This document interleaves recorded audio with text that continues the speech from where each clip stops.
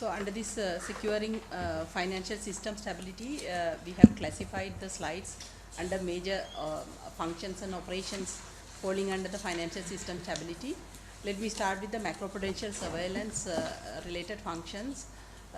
So there has been a new framework to identify domestic systemically important banks, and stress testing has been strengthened. Sustainable Finance Roadmap version 2 has been released, and there was a revision to the cap on LTV ratios, and also the statutory publication Financial Stability Review has been published recently, and also the quarterly financial soundness indicators are now being published on a regular basis on our website.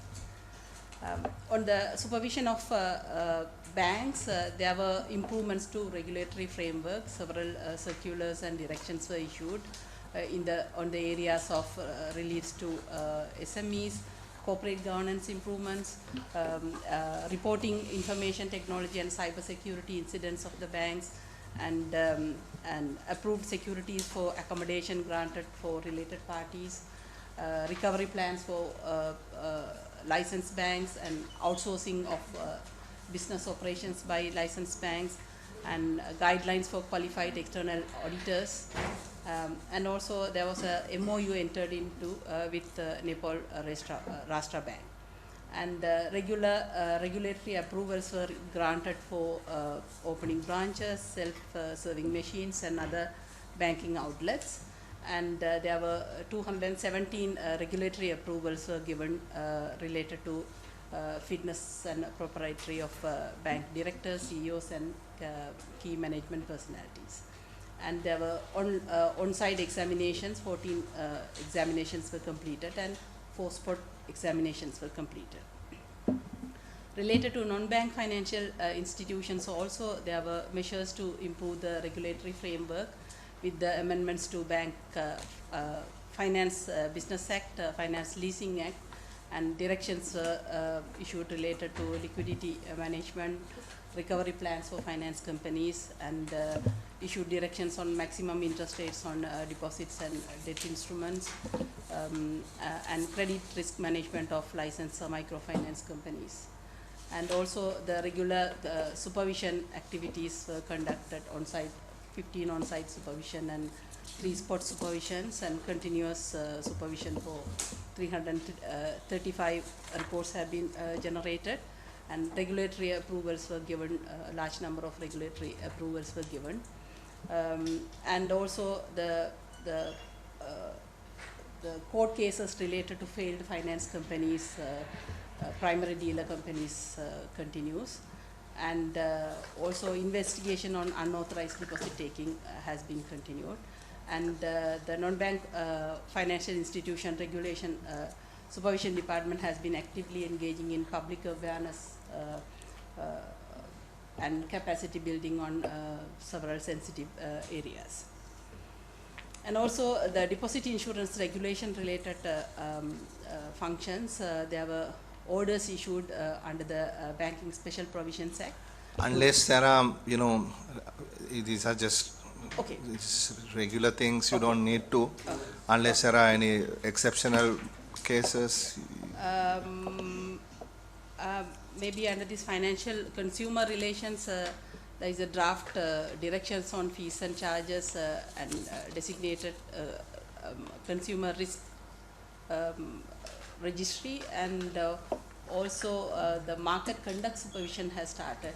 2 full scope examinations were conducted, and the anti-pyramid scheme week was held to prepare awareness on these pyramid schemes nationwide.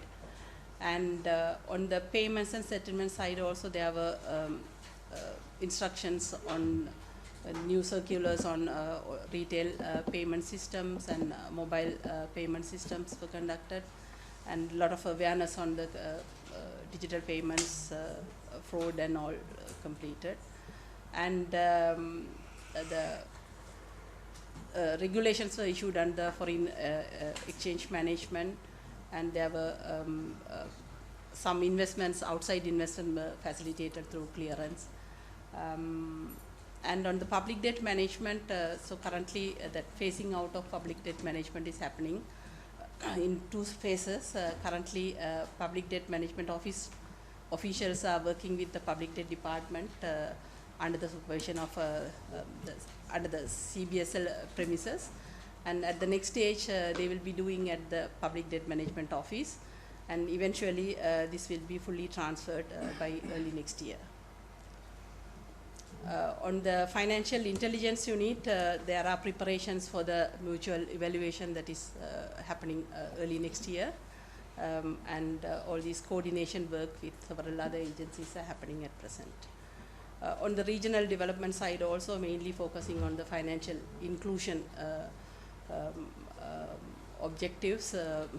Several awareness sessions were conducted, and initiatives that are taken for financial inclusion. That's the main. On this PDMO, we are concerned, government. We are concerned whether they have the right skill set, whether they have the right number of people, because they have to take on the responsibility. They have sent us a note saying, look, X number of training sessions were conducted by you.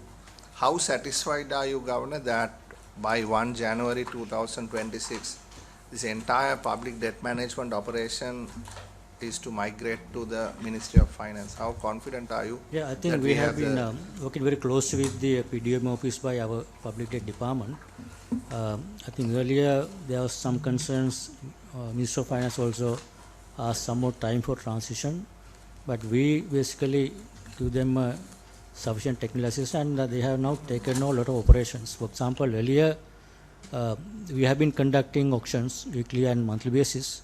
Now they have been taken over with our guidance. I think why don't I, Superintendent of Public Debt is very much involved in the process and the developments. SPD, why don't you explain the process? I think yes, what our understanding is that they are ready to take over from 1st of January now. Yes, Honorable Chairman, in fact, with regard to that training that's going on, as well as since of very recently, that they are carrying out the operations under our supervision, but we have given prominence to them to make the recommendations and so forth. So they have, I think there is a considerable improvements in them in analysis and so forth, and they are now making the presentations at the tender boards as well under our supervision. And from December onwards, the expectation is to them to continue operations based on the regulation that are to be yet to come. So right now there is a bit of a delay in regulation to be passed, so they await for the regulation to be passed for them to start operations on their own based on their framework. But right now they work at the public debt office under our supervision and regulation, but they are making the necessary technical analysis and making the necessary technical inputs for the tender boards to make the recommendations. So I think there is improvement in their operations with regard to the aspects of the day-to-day operations of the public debt. But I think they have some more aspects to be looked into as well, because their spectrum is broader, I guess. That's what my observation is. Yeah, you said some regulations need to be... Yeah, they emphasize that there is certain regulation to be... So, I mean, is that has to do with the legislation? Do we have to legislate any regulation? Or in terms of PDM Act, they say that there is some regulation to be issued, and which need to be passed by the Parliament as well, so for them to start... Parliament stops for business till we don't meet again after the budget. When are you going to pass it? But what are these regulations for? To I think basically, so they are the people who are best to interpret it, but they said to them to start on operations of conducting auctions and so forth, they are to get certain regulation passed by the Parliament. What's your name? I'm Yasantha Veerasinghe. You're the? I am the Superintendent of Public Debt. Mr. Veerasinghe, but then Parliament business has finished for the year. Because we start the budget on the 7th, and the last day of the budget, Parliament goes on vacation. And 1st of January comes before we meet again. So when are you going to get this legislation passed in Parliament? No, but until those regulations are passed, are the operations under the CBSL? Is that how it's... That is what from next month onwards, I think regulators are, as my understanding, because now the current process, although there are no specific gazetted regulations on the earlier legislation, but they say under the PDMO Act, they need to issue regulation gazetted, for example, how to conduct auctions, who will chair the tender board, what is the composition, all these things will have to be issued in terms of regulation and gazetted. That is the process. Until then, what they are doing now, using the current structure, tender board and central bank and the Minister of Finance both together conducting tender board. Going forward, they have to take control of full thing. For that, they have to issue the regulations. So that part, I think, if that is delayed, still we can continue the same process until regulations are passed by the Parliament. You know why I'm saying this, Governor? I asked you, Mr. Veerasinghe, whether we need to be involved in this process, meaning the legislature, right? Because this is a very sensitive, very sensitive topic, okay? Right, you go do the first auction without proper regulation, questions are going to be asked. So even if you find a day or half a day or half an hour after budget, you know, and if you need to bring that legislation and get it passed, I would in my sort of capacity advise you to do so. But wouldn't that transfer all the operations to the... No, it's a date, no. There will be a start date, no. End date. By Public Debt Department that you are pushed to June 1st. No. That's the last intimation that came for Public Debt Department. No. So there is a... I don't think that may be... No, I don't recall. There's that opinion. 1st of June. Where was that? Since of the previous meeting. What was it? Since of the effective date, there is 18 months in terms of law. There is 18 months. That's right. So doesn't that cover to June 1st? Yeah, but they have advanced the calendar sort of, so that by next year they will be starting operations. But in terms of law, I believe that we could even continue until May of next year sort of. That is the current operation, right? So all what I'm saying is, don't have any overlap here. I mean, if you are saying, you said from 1 January it's going to transfer to PDMO, then you better have whatever is required by law to do that, right? No, but without the regulations, I don't think the transfer will happen.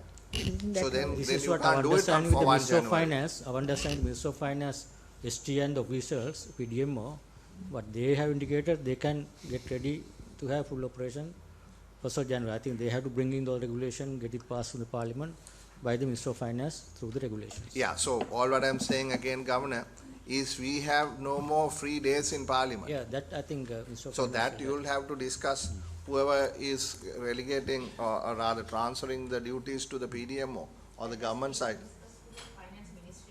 Yeah. I'm just bringing it up. Yeah, sure. Anything else? Honorable Ravi Karnanayaka's answer, question. Yeah, on the question on, I think, Bank Supervision Department staff, DBS, actually, what we are also saying, when you try to attract expertise from the market, for example, commercial banks, there is a constraint in terms of the new act. For central bank recruitment, any employee, there's a cooling period of 3 years. So that is the problem when we try to recruit people from the market. They are reluctant to join the central bank because of the cooling period, 3 years. They can't go back and join the bank sector again because of this cooling period thing in the law, the new law. That's otherwise either we have to pay compensation higher for them to be attracted to central bank, or because this is one of the concerns we see, difficult to attract expertise, especially for the Bank Supervision Department from the market, from the banks.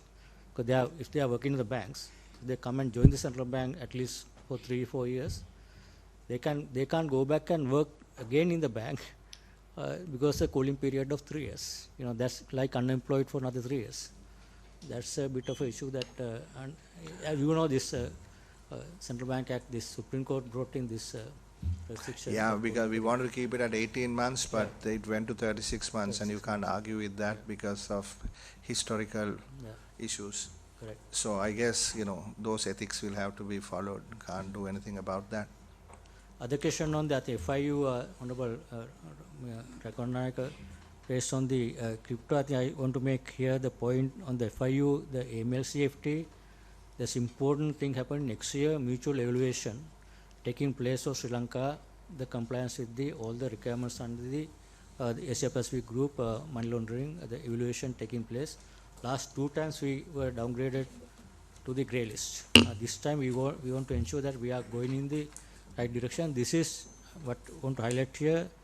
This is not only the responsibility of central bank, because it's a much coordinated effort by a lot of other agencies for money laundering, preventing money laundering and compliance with the AML CFT standards. Only then they will pass us, at least maintain this rating. That's why we are having a lot of discussion, working with the, for example, Minister of Justice, Customs, Inland Revenue, Police, Gem and Jewellery, this Gambling Authority. There are a lot of things to happen. Part of that related to what Raganda asked is cryptocurrency. That is also one requirement under this thing. We need to have at least identify usage of virtual currencies not to be used for money laundering purposes. For that, I think we have already taken initiatives. Why don't I invite Director FIU to explain what we are doing now to address that part? Yeah, that'll be good, because she was there, I think, at our meeting with the casino regulator, and we've given them direction by 30th of June to have it operational so that we will not run into this problem. So that is that, and the cryptocurrency. You know, there are people, young fellows playing cryptocurrency. That's not an issue. I think what is happening now is large numbers of big transactions. Large numbers of big transactions are taking place on cryptocurrency. Now, for instance, if you look at India, what they have been doing is they're sending out assessments in the tens of thousands, right? And, you know, they haven't banned it, they haven't encouraged it. And in Sri Lanka also, I think it is prudent now that we bring in some sort of taxation even, because people are making money out of cryptocurrency. And any money that you make is liable for... Last January, either this is not legal or illegal, no, but is there a revenue source that we can get through the process? Now, if you possess a cryptocurrency or digital currency, is it legal, illegal or not? So that's the point I was trying to get so to. FIU can go only if it's illegal? No, so that's the point. So the point is, if you make revenue, you have to pay tax, no? That's the basic principle. Exactly. Now, if it is an intangible asset, there are all kinds of intangible. Art is also an intangible asset, no? Now, in this case, how do you define regulations to tax the revenue of cryptocurrency? I mean, is it capital gains on cryptocurrency? What is that? Or if it is a transaction, what is that? So, I mean, in India, I think they impose 15 or 18% GST, and they have another 1% or something, some other tax. Then you have various other taxes. So you're bringing them into the tax net. But here, there is no tax specified on cryptocurrency. So the question is, should we not think about bringing them within the tax bracket, you know? That's, I think there are two issues. What you basically talking about here is one is our responsibility just to prevent the virtual assets to be used for money laundering. That's a FIU responsibility. That is one part. As India also done that. They have appointed virtual asset service providers registered with their FIU, and they are supposed to report all transactions. Once they are registered, they have to share information with the FIU who are doing transactions. Just one moment there, Governor. Now, we also did that, no? No, we didn't do that. No, we have given them time, no? I mean, this is the new one that we have so we passed here legislation that VAT for digital services, right? So if the service is being provided by some jurisdiction outside of Sri Lanka, they'll have to register, and then they'll have to pay tax. That is from June 26. June 1, 2026. So if Binance is a platform on which people are buying and selling crypto, then they have to register. That's what we are doing, exactly. That's what we so are if you do register, I have a question for you on that. Maybe FIU can answer also. So once you do that, then your blockchain or whatever it is that you call goes back for, number of years, right?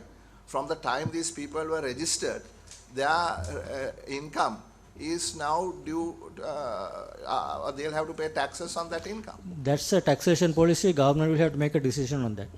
I think there are two things. That's what India also did. They did not recognize this as a promotion or demotion. It's only if they earn money, they are liable to pay taxes. Whatever they were, if the people even earning money, they are liable to pay taxes. That is the amendment they brought in addition to FIU requirement. They revised their Inland Revenue Law to recognize this as a income source, there as a capital gain and the digital tax. But in our law, what your point is digital taxation, there's no clear definition whether digital taxation covers the cryptocurrency transaction. That I think for Inland Revenue to bring it to a tax net, they have to revise the Inland Revenue Act and bring that as a source of income so that they are liable to pay taxes. That's the other thing. Needs to be done. So I think that is what, Honorable Minister, I think that is what needs to be done, because if you're looking at from a Inland Revenue Department's sort of point of view, then you need clear definition of crypto. now from a central bank point of view, Yes, you need to introduce a new source. I mean, some amendment to the IRD Act. now possessing the crypto means money has gone out now, so the going out is part of the FIU process now.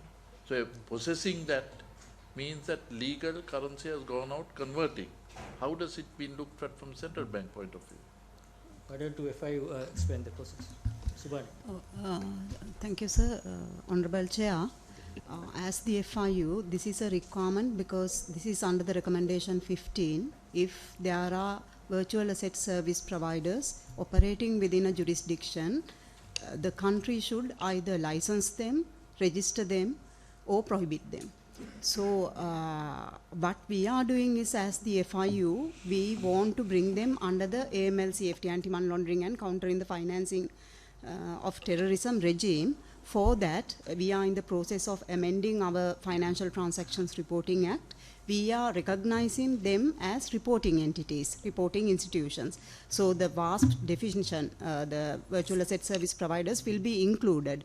That is only for AML-CFT purposes. But for the tax purposes, of course, and for other purposes, there should be a prudential regulator. We have actually already implemented a three-phase, three-stage. We have phased it out and we want to bring them into the regime. So at the beginning, now we have conducted a survey just to identify virtual asset service providers. So far we have received information from 13 companies. And the second stage is we are sending out detailed surveys to them so that we could get more information. But from the FIU's perspective, what we could do is they become reporting institutions under the Financial Transactions Reporting Act. They will be in a position to report suspicious transactions and also threshold transactions. However, as a country, we have to take a national level policy to regulate them and to establish a prudential regulator for them. So that is actually the third phase where Sri Lanka should establish a proper prudential regulator where licensing and registration will happen through that regulatory body. What we can do is we can designate them as reporting entities. It is not a registration per se. They are required to appoint compliance officers for the purposes of anti-money laundering and countering the financing of terrorism. The biggest challenge is, as we are aware, we are facing our mutual evaluation next year. This time it is more about effectiveness. The legal framework per se won't be sufficient. We have to show our effectiveness. For that, there are 11 immediate outcomes. Immediate outcome 3 on supervision and preventative measures on financial institutions include these virtual asset service providers as well. So our banks and formal financial institutions will be evaluated along with these virtual asset service providers. So that challenge is there. So we have suggested to the Ministry of Digital Economy to establish a subcommittee under the AML CFT task force. So this task force is actually represented by cabinet ministers also. So this committee should have, our proposal is to have relevant authorities to study on this and to propose on a regulatory framework, proper prudential regulatory framework for the virtual asset service providers. Thanks for your Thank you, information, but finally, legally, possessing it, is it legal or not? It is not illegal in Sri Lanka. So it's not illegal, it's legal. No, I mean, there are certain revelations that people are holding. There must be some comfort factor given, because otherwise they'll be hounded out for no crime committed. So if you all are saying it is acceptable, and you say, okay, let's revenue tax them for a certain this thing, then until legitimacy comes in, it can pursue. If I may clarify, I think there's a point Honorable Minister Rakannak is raising, is that now under the Foreign Exchange Act, there's no permission to convert rupees and even by dollars, not only for current transaction this is permitted. For capital transaction, if we consider this as a financial asset, legally that's a violation of Foreign Exchange Act. If someone because of that reason we are not permitted banks to change rupees to buy the cryptocurrency. That's not possible. I think what we see, who has bought this foreign virtual assets in Sri Lanka, perhaps they have been buying through other informal hawala ways. They probably send money and bought from Binance or somewhere else. That has been probably what has credit cards. No, credit cards are even credit cards cannot be used to, not a bank's transaction, not credit transaction cannot be used to buy virtual assets current system. That's because they can hide. For example, if someone say it's an importer, they over invoice and buy $100 and 25 is additional amount, that $25 one can use to buy cryptocurrency on somewhere else. That we can't find. So there are ways and means people can use this system to circumvent all this regulation, buy cryptocurrencies and hold those. But there is no law here whether it's prohibited or not. There is no clear legislation in Sri Lanka. As a result, no one can take action. This is why we bring in this actually at least to regulate and register service providers, both locally and abroad, that we can share that information. But historically, what happened in the past, that already happened under the current system, not through formal channels, but probably through informal channels. Then, if we bring in that requirement, then if the virtual service providers share that information, we get to know how this transaction happened. Until then, this information is not available. And this is where it could be seen as a violation of Foreign Exchange Act if someone has bought in the past. But again, problem is that the new Foreign Exchange Act that was brought in, there's a restriction, any violation after 6 months, that's not valid. That is the 2017 Foreign Exchange Act that brought in, we are trying to address that part also. That's gone 6 months after the violation. It is not, we can't conduct inquiry and take actions against the violations.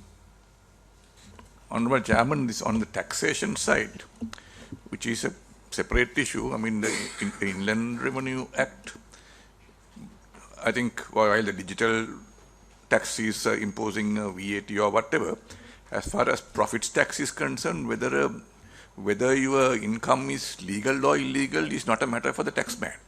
Even illegal money can be taxed. That is illegal profits, I mean. So that is a separate exercise, which unless it is exempted, any profit anybody makes from crypto trading would be taxable. Of course, the challenge would be to find it. To get that, to establish that. But I think that the law is there to collect the tax. But the method of collecting, of course, is a challenge. So what amount of exports at the moment are still floating around outside, in your central bank's knowledge?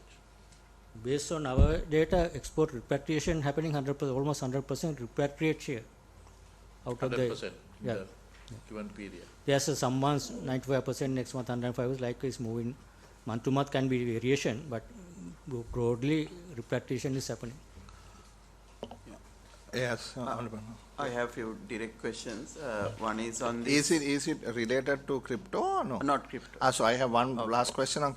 Now, have you all noticed any change in the remittance flows, moving away from the banking system, perhaps to crypto type instruments? I don't think, I mean, they are, in our observation, we don't see large amount of money going through crypto. I don't think that's happening. Basically, what we have observed basically is so that some young people who buy through different platforms, this Let's leave those small timers. those are small timers. Yeah, I don't see, I mean, information for us, we don't see large amount of transaction happening.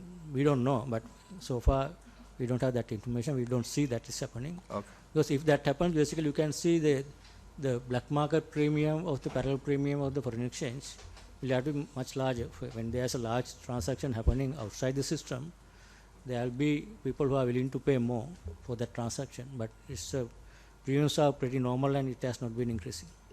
Okay. There's another question from the Honorable Raikonak on the EPF. On the recommendation, there's the diagnostic assessment, there's a recommendation, EPF to be taken away from the central bank because of the conflict. Obviously, we all recognize there's a conflict. So we don't mind taking that out.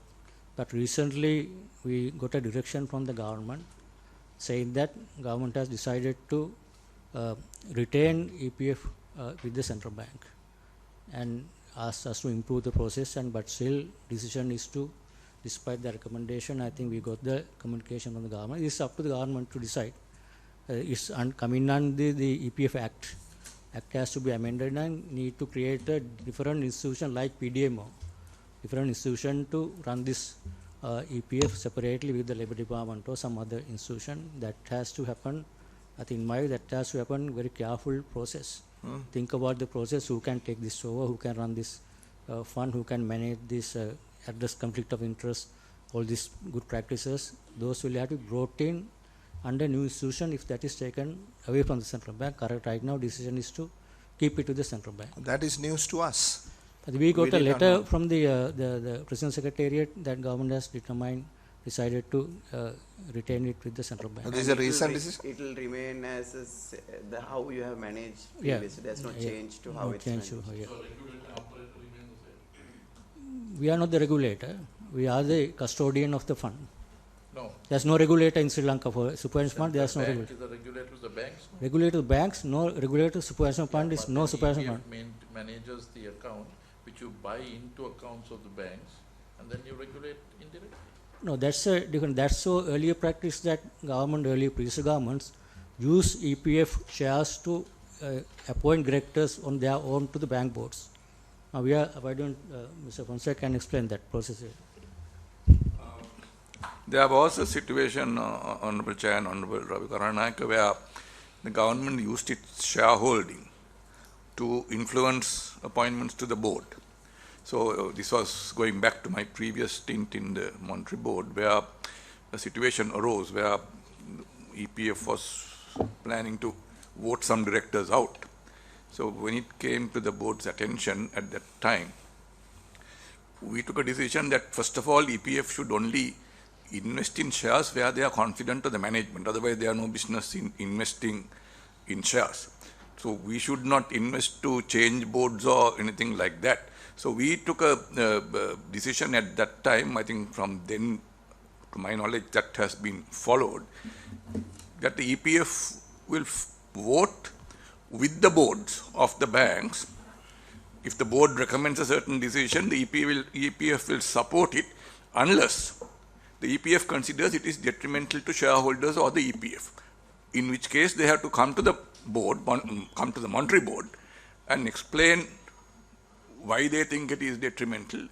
And it has happened in a couple of decisions, not in relation to directors, it has happened in a couple of decisions where we have said that we have voted against certain recommendations made by directors on certain items.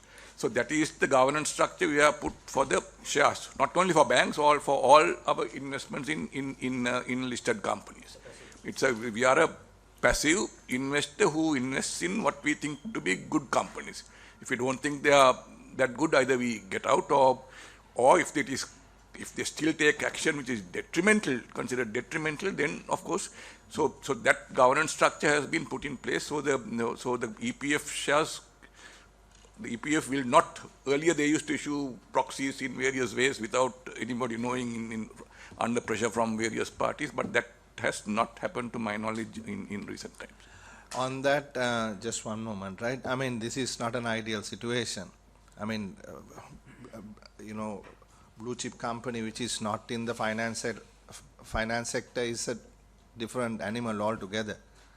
The EPF buying into bank shares. I mean, we know we don't want to go back to the history of this. I think, and also law cannot be ad hominem, no? I mean, yeah, maybe you won't do it. Who knows? I might come and I'll do it because the law allows me to do it, right? Because the regulations of investment in the central bank's EPF were not followed. We all know that, right? So therefore, I think in the long term, we have to find a solution that, these Chinese walls are real Chinese walls, right? So that's my comment on that. So then you can get back to the previous position on which this was amended somewhere in 2006. No? Six. So you get back to, prior to that, they were not allowed to buy shares, no? They were trading in the normal... Not 6, no, 12, no, it was 10, 11. It's a decision of the Monetary Board. 11, I think. It's not by law. It's a decision of the Monetary Board to diversify their investment into different classes. Yeah, I mean, I remember it is 5.2 in your investment, what do you call? Investment guideline. But the Honorable Chairman, the problem, I think, at least the justification at that time, was if the EPF is going to invest in shares, the financial services, especially the banking sector, at least in this country, is a very big portion of the listed share market. So the question is, you will have a very skewed investment portfolio if you leave that sector out completely. So that was the, I mean, I'm not saying it's right or wrong, but that was the rationale. That was because the fortunes of when you are measured, your performance, you leave out a big sector like that. So you will have a problem in measuring how the investment portfolio has performed. But the problem you are saying, I agree. I mean, I'm not arguing with that. So if the government in the budget process decides that there will be a percentage that will go on to the stock market, what would EPS position be? You buy in or wait out with what your last statement? Now, if the government reveals that they would like to go into undercapitalization of the banks, that would like to put 10, 15, 20% into the stock market, would your EPF position be, in your last statement, keep out of it or get... No, I don't think, honestly, the government can decide that, because the EPF, the central bank, has been the trustee, and at least in recent times, the EPF has made its own decisions on where it invests. I mean, well, Mr. Fonseca. But I'm not saying that, I mean...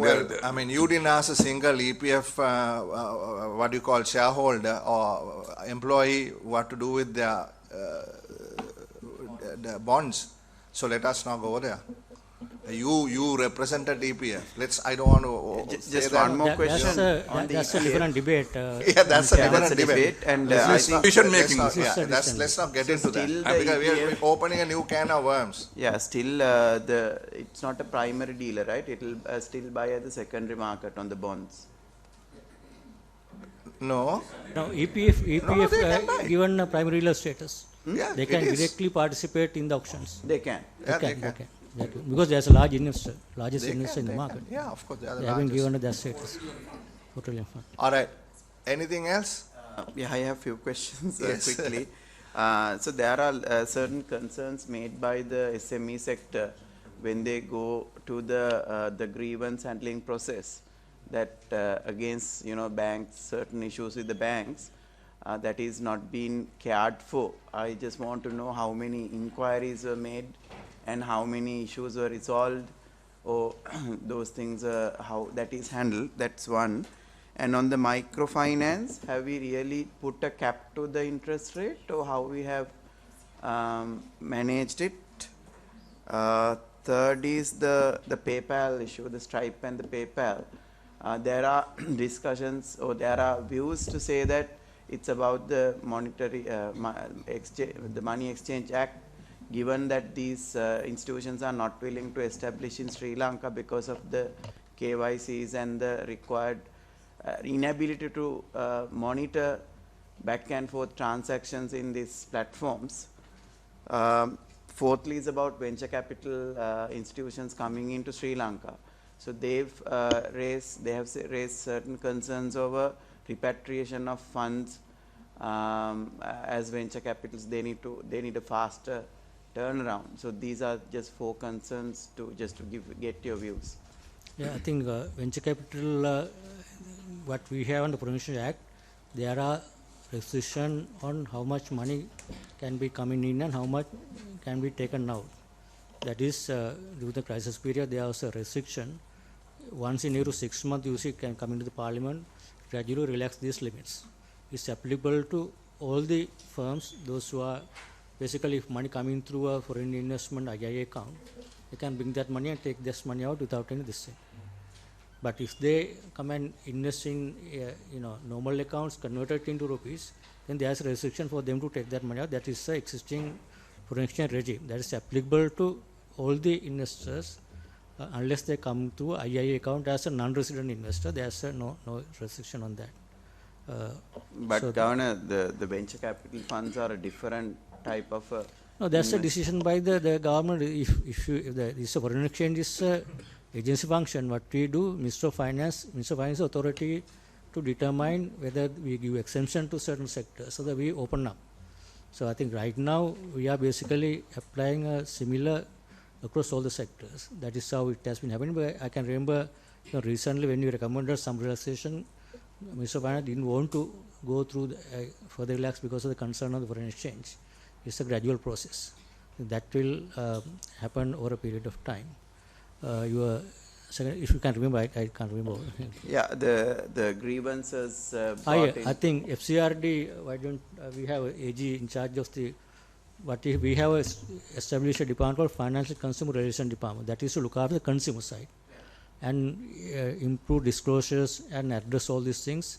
I think Dilukshan, can you explain the process? Yeah. So basically, FCRD receives around 200 to 250 complaints a month, but those mainly comes as personal grievances, not as SMEs, because public, they go for borrowings as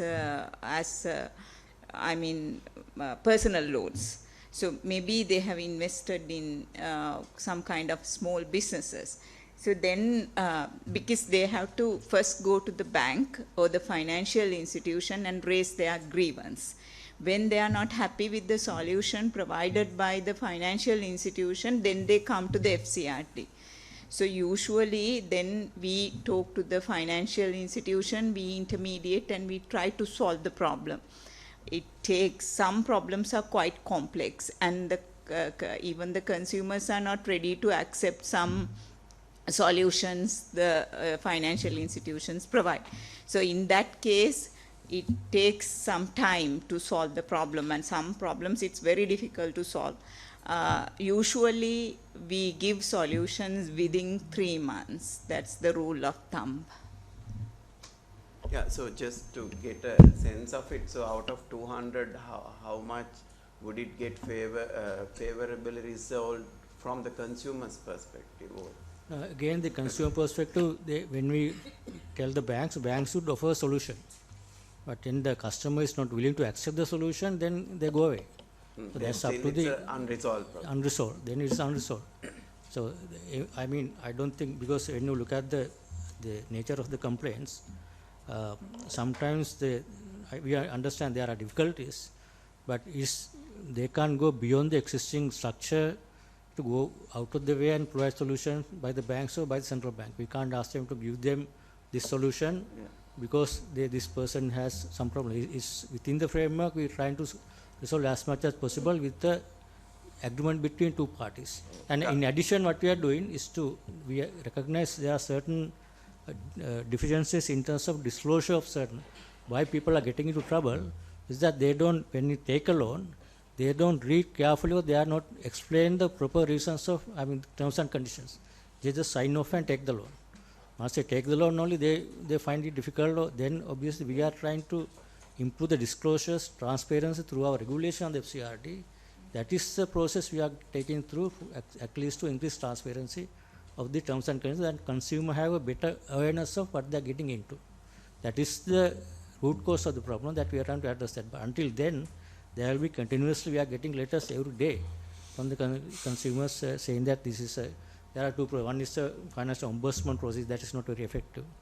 Our process is much more effective now. FCRD, we recently only during the COVID period that was introduced, and people are very familiar with the process and they have a process to complain, send emails, there's a hotline, and there's a monitoring process, and then we also monitor the progress of those complaints received and those solutions. But there are obviously, there's no way 100% can be resolved because it has to be agreement between negotiation between two parties. But it's getting engaged, right? So yeah, it's getting engaged. Delays. So if I add on, from next year, January onwards, we will be introducing a key fact document. So everything, all the key information related to, the loan will go as one page. Okay. So that will make the consumer more aware and process will become more transparent. They go for early settlements. Then, bank charge, they are not happy with the rates that bank charges. But it's there in the agreement. So we can't ask banks to, change the agreement. So that kind of issues are there. So most of the concerns I've received is on execution of Parate law. That the banks are working really difficultly in terms of selling the asset, that they don't allow the customer to find buyers and come to a proper rate, that banks are trying to sell it at a lower price and try to settle the thing. So these are certain concerns, but what I'm trying to understand is that process is happening, right? Yeah. So even those things. And the other one is on the microcredit. Is there a limit of it? No, microcredit, there's no regulation. No cap. Because one is two things. One is under the Finance Business Act, we regulate finance companies. Finance companies, if they engage in, it's not only microcredit, they're leasing, as I said, owning all these businesses. Microcredit institutions are different. That is where the government is bringing Credit Regulatory Authority, under which they can bring in regulations. There are large number of thousands of institutions unregulated, providing microcredit. They are not taking deposits, they are providing credit out of their own funds. There's no regulation. That's why CRA was presented to the Parliament. The Supreme Court, there was a challenge. And now new act, reverse act is now again, I think I understand is finalized and will come to the Parliament soon, under which microcredit will be regulated by separate authority. Right. So the central bank looks at the deposit taking. We regulate only deposit taking institution just to look after depositors' interest base mainly. So in the last one is on the PayPal and Stripe. We have no restriction at all. This is what we understand. We have been trying. There's no restriction from our side for PayPal to come and do business here.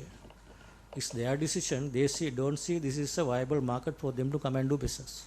Yeah, their complaint is that our exchange regulations are stringent, but still they are in India. Similar restrictions are there in India, but that's a bigger market.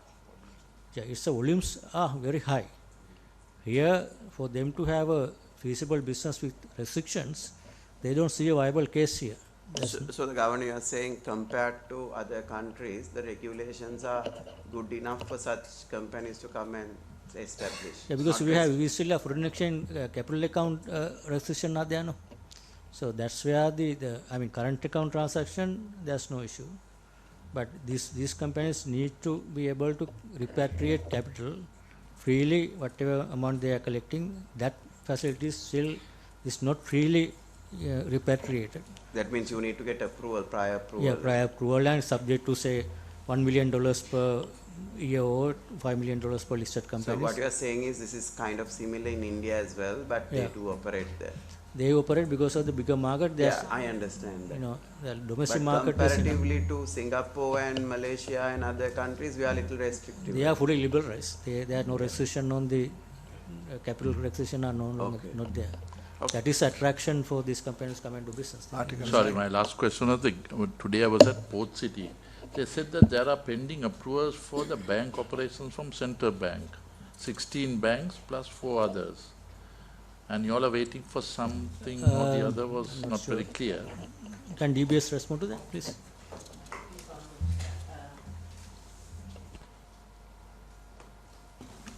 As far as I know, there are no regulatory approvals pending from our side. Banks wanted to go and operate, and we have suggested some amendments to the Ministry of Finance, where the banks, our own banks, can set up branches if the amendments go through, and it will be just like another branch of a bank, and being able to conduct all banking operations, the full suite of banking, including lending to non-residents and so on. So there's nothing pending from our side. But a local bank operating in the port city is only for offshore, no, not for domestic? So, the amendments that we have suggested lately would permit our local banks to go and operate as normal branches. Why, see, even that was so. Why don't you permit the offshore? Why Wait. What did you say? Yeah, so which amendment is that? Some suggestions were made because our suggestions were made, no, amendments were made to the law. Suggestions were made to the Ministry of Finance. Yeah, but then port city operations at domestic banks are strictly for offshore banking. Offshore, and yeah. Chairman, yes, but because the issue is there are two types of banking operations there. One is our banks which are already here, who want to offer services to people there who may be working there or whatever it is, which is no different to any of their branches which are outside. But now, after we merge the operations of offshore banks and the domestic operations, there is nothing called offshore banking operations. This is a permitted activity that they can do. So even if those branches can do offshore banking operations either from that branch or even from whatever existing branch that they have. Sure. So so as of now there was a limitation in the port city law. Correct. That they had to be a authorized authorized person. Yes. Which had several other things. For you to become authorized person, there were several other things. Sure. So this was at variance with which had a negative impact on our local banks doing normal business there. I mean, with not offshore business. Even offshore business, to the extent permitted, they can do. But there's another category of banks who are not operating here. That is, let's say, for sake of argument, UBS or whoever who is not operating here, who can set up a branch there, who will only be able to transact with offshore entities. They can, so that is a different regulatory regime for those. Yeah, now, now for that, what we have said is they will have to be authorized persons and they will have a different regulatory regime, and then we need to.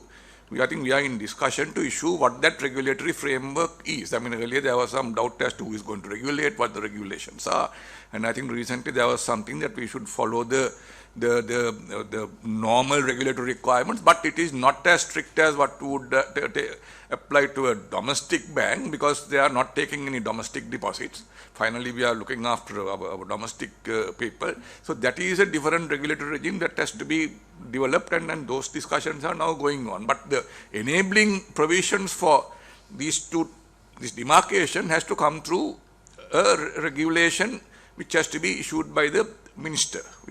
So those 4 banks, you can't issue that particular one, so that let them trade offshore, there is no issue at all for Sri Lanka. At least we'll be trading on something and make it viable. No, but then what is the, I mean, there's a policy argument here, no, Mr. Fonseca? No, so that is correct. So the policy argument being that, because there is honestly, I don't know, there is actually no reason for a domestic bank to have a physical presence in the port city because they can do what they want from here. Outside. But unless they want to offer convenience to people, that's a different issue. No, because they don't pay taxes. Sorry? They don't pay tax. No, that won't apply because that's what I'm saying. So why you want No, to set that it? is if they are authorized. That is my point. They are not an authorized person. So my point is, if you become an authorized person, that is you not don't have to pay tax. You don't pay corporate income tax. You don't. You're free from whole bunch of regulations. No. That is what I mentioned. These banks going there, they will not be authorized persons. They will be just a branch of normal bank. So they won't get authorized person status. Yeah.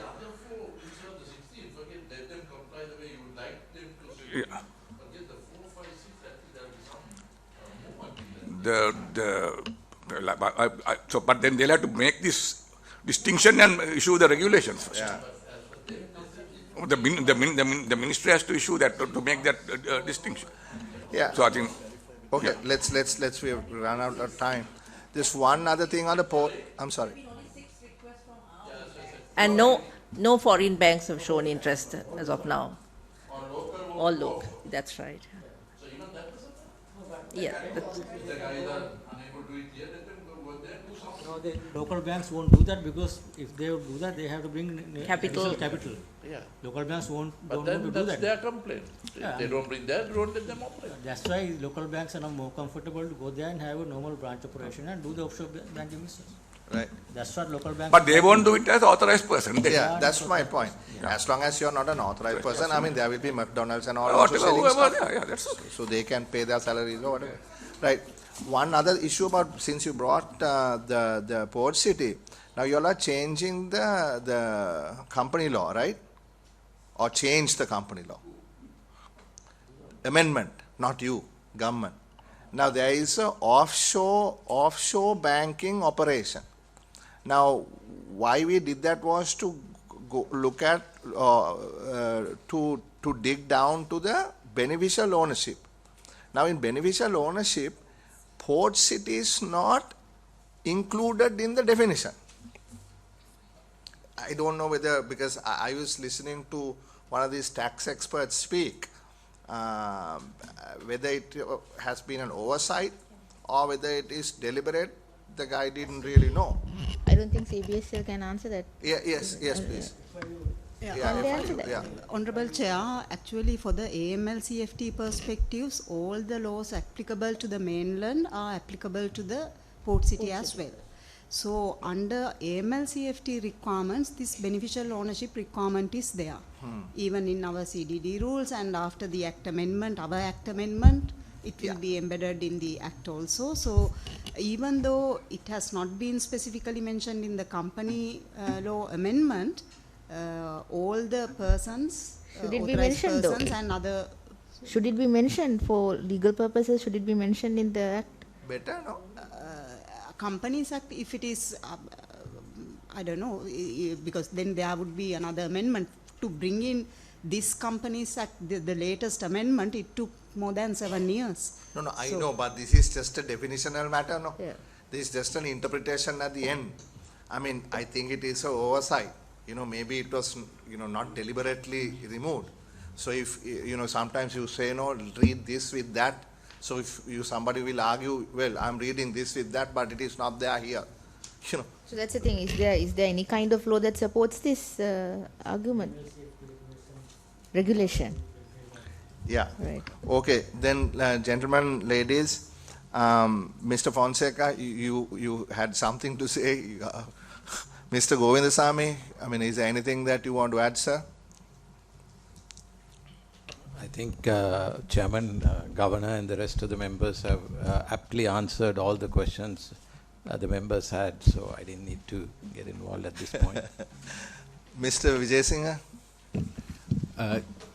Honourable Chair, yes, the same on all the issues. The one thing I might add is to Honourable Member who spoke about SME. I think it will be also important for us to look at what some of those other mechanisms that support de-risking of SME lending, the National Credit Guarantee Institution, plus other measures that could de-risk. I think we have historically looked at reducing the cost of SME lending, but increasingly, given that we are coming out of a crisis, encouraging banks to lend further to SMEs would involve supporting the de-risking of SME lending, and a big part of that would be the credit guarantee institution and other forms to support the bankability of SME moving beyond the Is that happening with the ADB? Is that moving? I believe so. Mr. Maitri Evan, so this is your first time here. Did I get your name right? Yes, but it's Vikramasinghe. Ah, it doesn't say Vikramasinghe. It just says Maitri Evan. Okay. No worries, no worries. Yes. Then we can call him Mr. Papa Giorgio. Yes, sir. No, I think I'm comfortable with what has been said today, and I support what has been said. So that's fine by me. Okay. Then Dr. Dunusinghe. I'm comfortable with that mentioned, yeah. You can be Thank you. comfortable. You normally have very controversial views. Today you are very comfortable. There's nothing that you, everything is okay for you. Excellent. Okay, sir. Okay. Thank you very much, ladies and gentlemen. Thank you for your time. Meeting is adjourned.